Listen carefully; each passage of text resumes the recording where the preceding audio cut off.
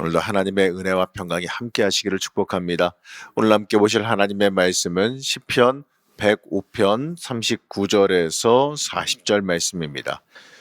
여호와께서 낮에는 구름을 펴사 덮개를 삼으시고 밤에는 불로 밝히셨으며 그들이 구한 즉 메추라기를 가져오시고 또 하늘의 양식으로 그들을 만족하게 하셨도다. 아멘. 오늘도 하나님의 은혜와 평강이 함께 하시기를 축복합니다. 방금 읽은 이 시편 105편은 이 아브라함에게 주신 그 언약을 신실하게 이루신 하나님을 예배하고 신뢰하며 살 것을 권면하고 있습니다. 그래서인지 이 말씀은 언약을 이루기 위해서 행하신 하나님의 구원의 역사를 돌아보는 이 역사 시편의 형태를 가지고 있습니다. 다들 추측하기로는 이 시편 105편은 이 레위 지파에 속한 성전 봉사자가 이 특별한 절기에 이스라엘 백성들을 교훈하기 위해서 또는 예배에 쓰기 위해서 지은 시편이다 이렇게들 보기도 합니다. 중요한 건 이 역사를 살펴보면서 끝까지 신실하게 하나님의 언약을 성취하시는 하나님의 모습을 바라보는 것이지요. 이 하나님께서 이 과거의 역사 속에서 이스라엘을 이 기적과 같은 놀라운 일로 인도하시며 지키셨는데 그 지키심이 하나님의 백성에게 영원히 계속된다라는 것을 말하고 있습니다.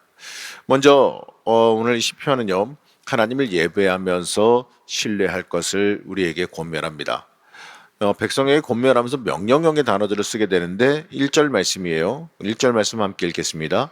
여호와께 감사하고 그의 이름을 불러 아뢰며 그가 하는 일을 만민 중에 알게 할지어다. 자, 감사하란 말이에요. 이 부르라는 이 말도 이 여호와를 부르고 그를 감사하라 이것도요. 이 명령형의 의미인데 자, 우리가 이 하나님께 감사하고 찬양해야 되는 건 우리가 해도 되고 안 해도 되는 선택사항이 아니라는 거예요. 우리가 꼭 행해야 되는 우리의 필수적인 일이라는 것을 여기서 강조하고 있습니다. 그리고 또 여기서 말하니 감사하라.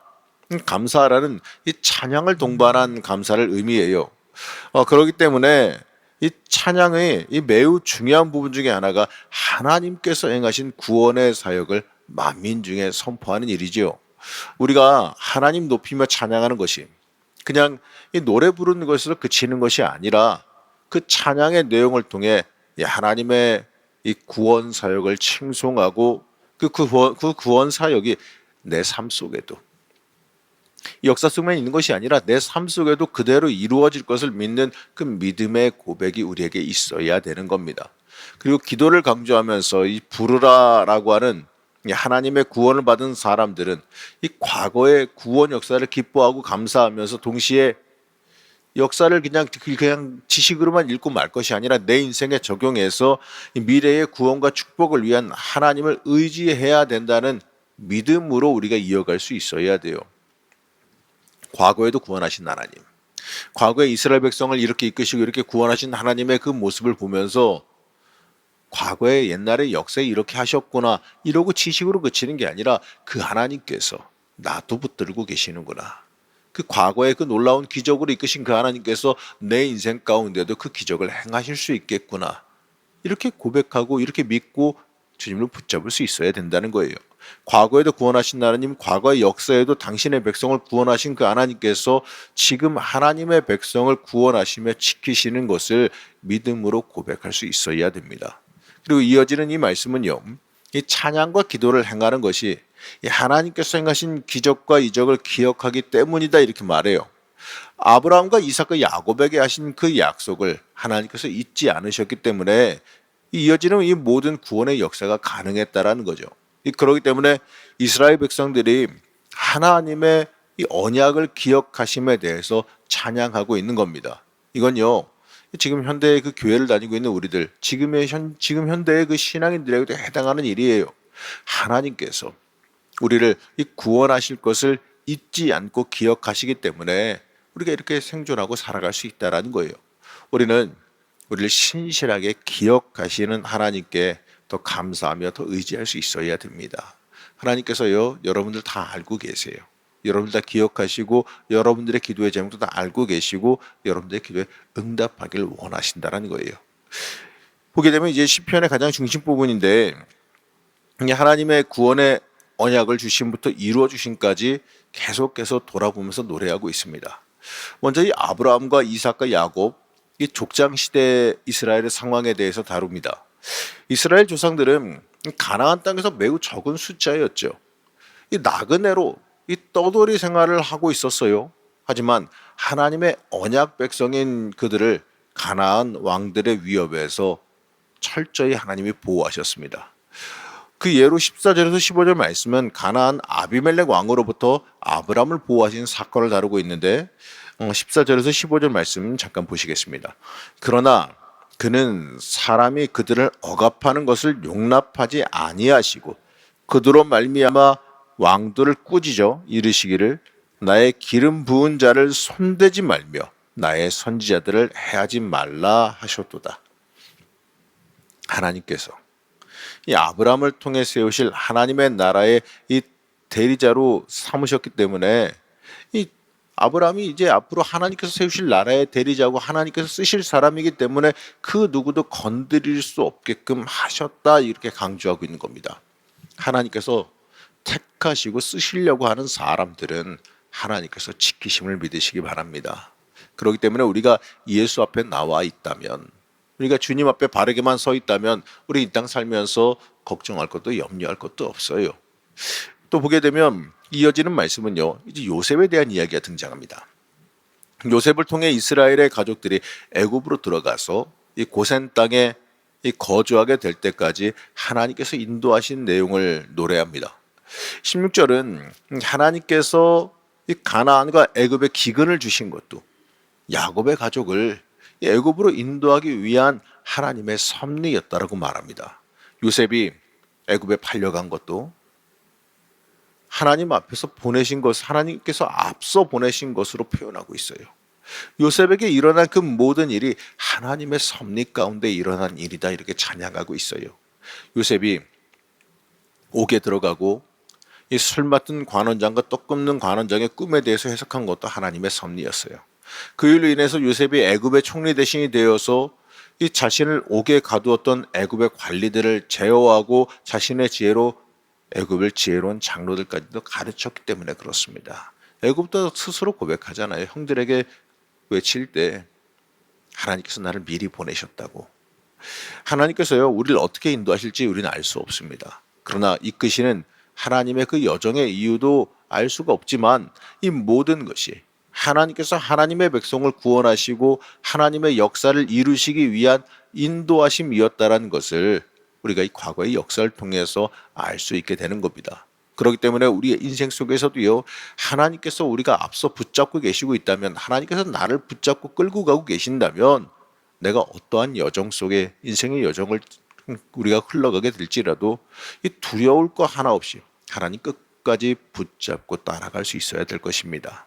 요셉이 형제들에게 팔려 노예가 되고 또 감옥에서 억울하게 들어간 이 감옥에 억울하게 들어간 그 여정이 물론 괴로운 일이긴 했어요. 힘든 일이긴 했고 하나님께서 왜 그러신지 모르겠는 일이긴 했지만 그 정치범 수용소와 같이 쓰이던 그 특별한 감옥에 들어가서 그는 정치범들을 갖다가 관리하면서 그들과 대화를 통해 나라를 이끌어갈 정치라는 것을 배우게 됐고 또 큰 집안을 이끌어가면서 그 나라를 이집트의 나라를 이끌어갈 재무법을 차근차근 익혀가면서 배우게 된 거예요.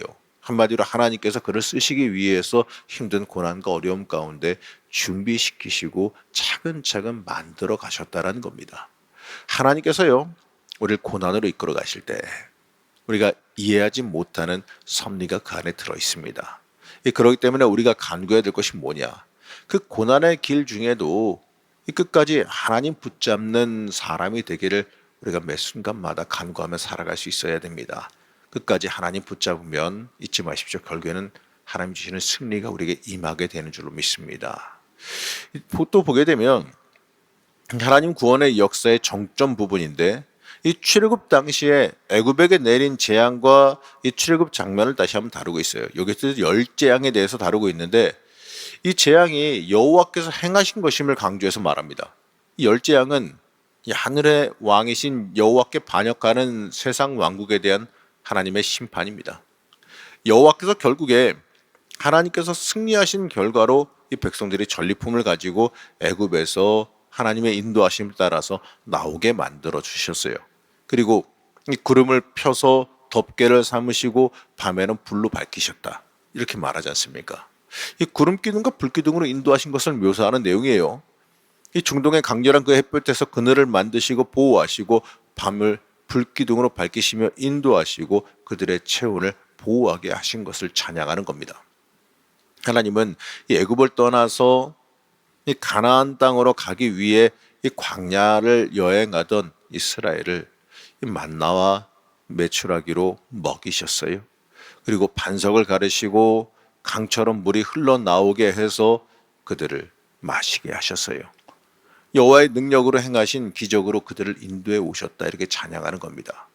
이스라엘이 출애굽하던 것부터 광야길에서 먹이시고 보호하셨던 것을 보면서 우리 인생길도 하나님께서 이끌어가고 계신다는 것, 하나님께서 우리도 만나와 메추라기로 먹이시고 입히시고 보호하신다는 것을 잊지 말아야 됩니다.